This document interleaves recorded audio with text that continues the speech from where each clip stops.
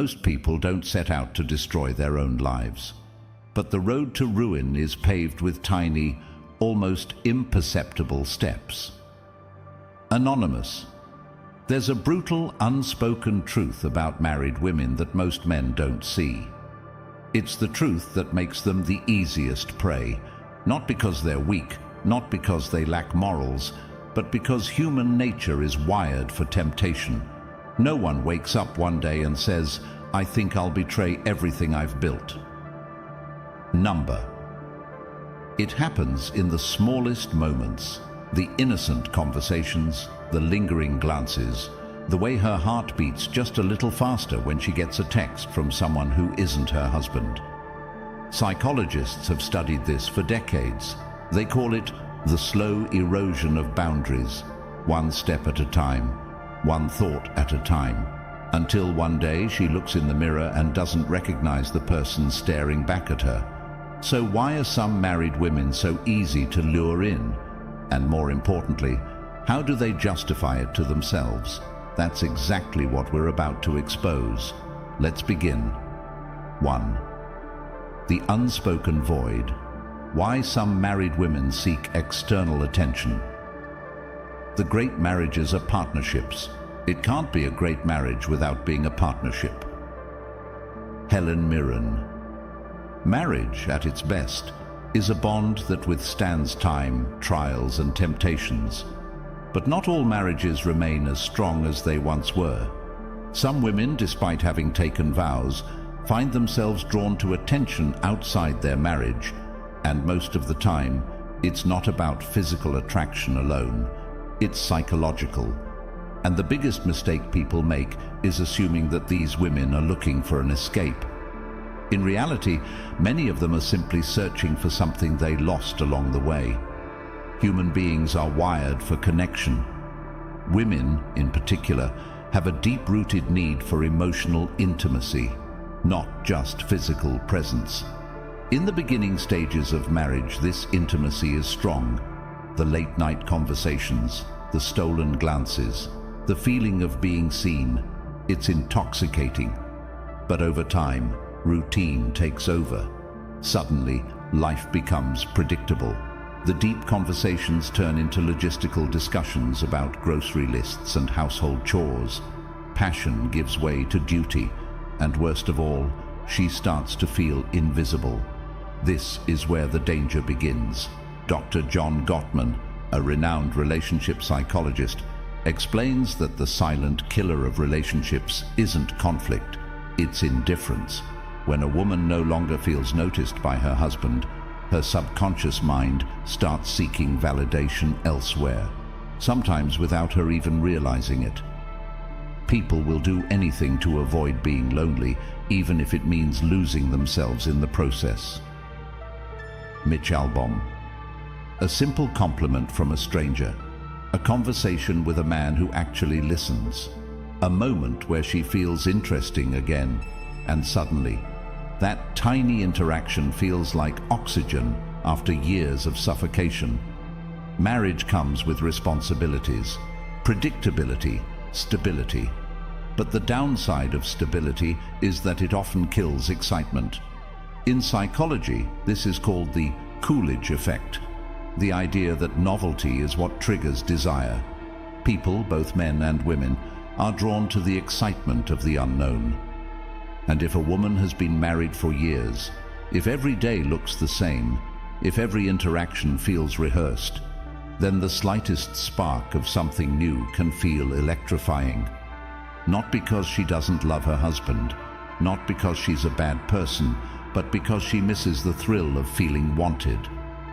We are most alive when we are in love, but love is not just about being together, it's about being chosen, again and again. F. Scott Fitzgerald. When a woman feels pursued, when she feels like she has power over a man's desire, it reminds her of a version of herself she thought was long gone. The younger version, the confident version, the one who felt effortlessly attractive. And so, even if she never intends to cross any lines, she might start walking closer to them, because in those fleeting moments, she feels alive again. Another overlooked reason why some married women become susceptible to external validation is social identity loss. Many women, after marriage, start to feel like they are no longer an individual. They are someone's wife, someone's mother, someone's caretaker. Their identity shifts from who I am to who I am to others.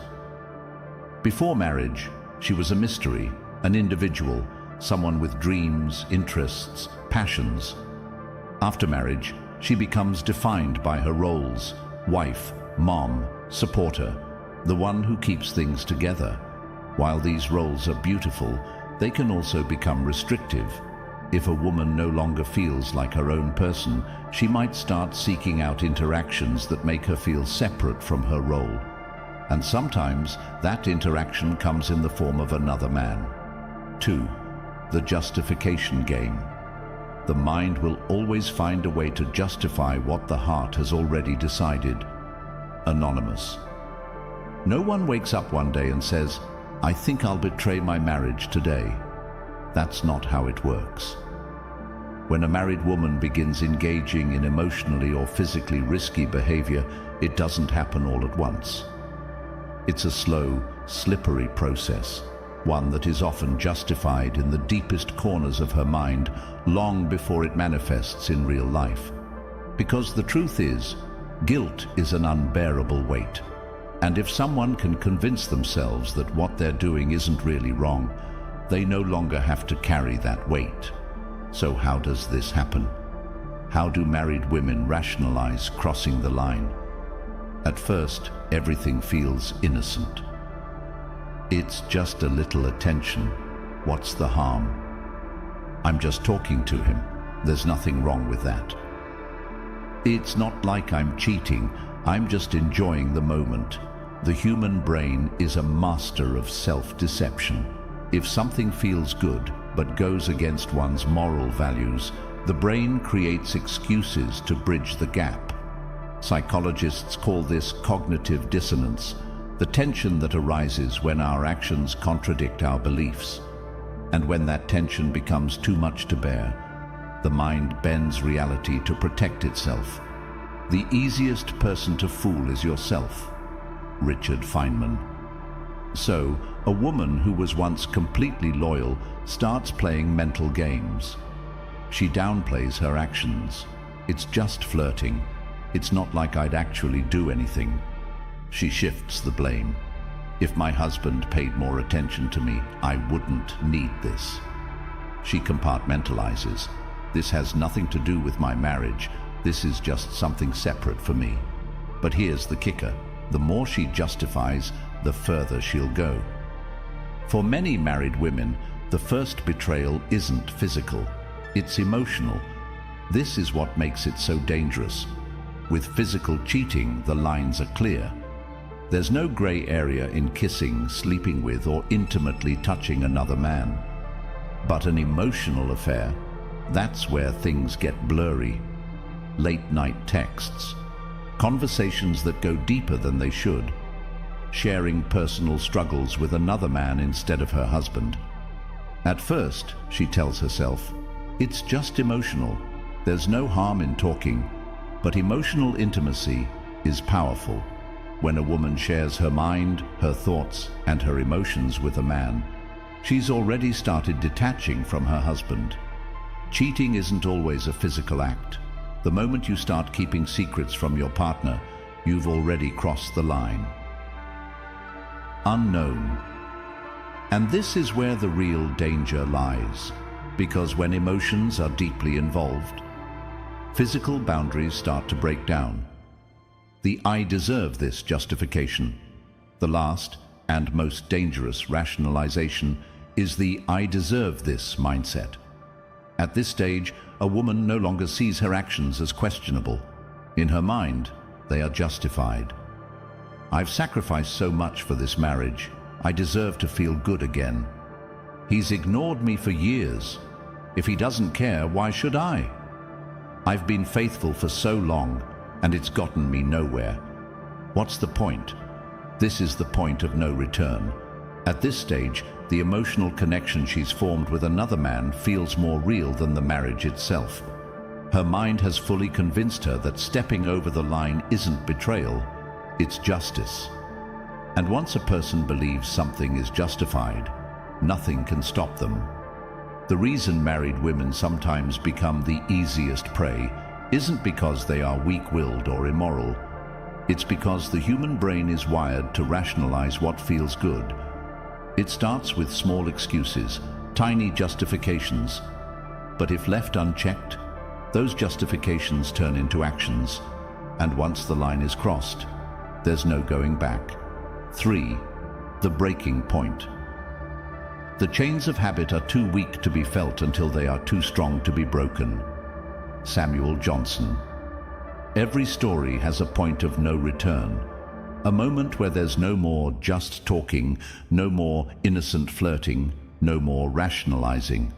The game is no longer a game, it becomes real. And the scary part, most women don't even realize when it happens until it's too late. In psychology, there's a concept called threshold theory. It explains why people who swore they'd never do something eventually end up doing it.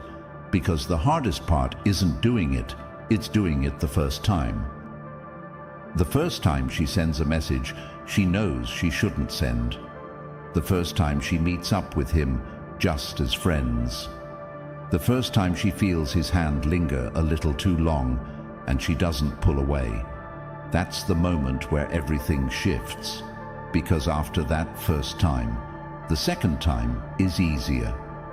What we do repeatedly, we become. Aristotle. And before she knows it, what once felt forbidden starts to feel normal. Here's the biggest lie people tell themselves when they're on a dangerous path. I can stop whenever I want. But can they? Not really. Because once something triggers an emotional response, it becomes addictive. Neuroscientists have found that romantic and sexual attraction activate the same brain pathways as drug addiction. The dopamine rush of a new connection feels intoxicating, like a hit of something she didn't even realize she was craving. So even if she tells herself, this is the last time, she'll find a reason to go back. Because at this point, it's no longer about the other man, it's about the feeling she gets when she's with him. At first, lying feels unnatural. The first time she hides a message, the first time she makes an excuse. The first time she feels her heart race when her husband asks, "Who are you texting?" It feels wrong, but the human mind is terrifyingly adaptable.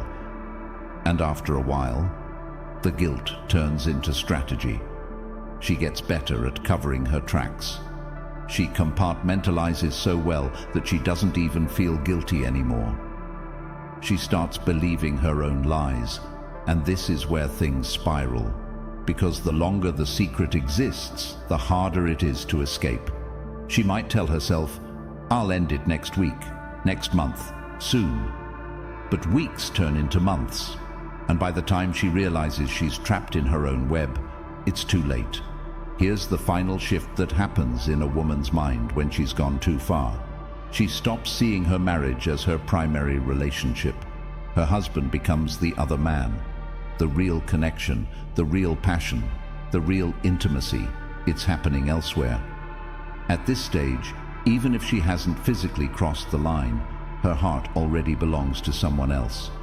And when that happens, there are only two ways the story ends.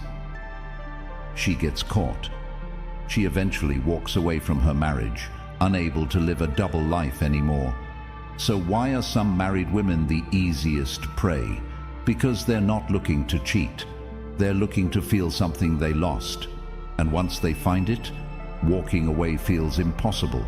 Not because they don't love their husbands, but because they've convinced themselves that what they've found is something they'll never get back at home. And once that belief settles in, nothing will ever be the same again.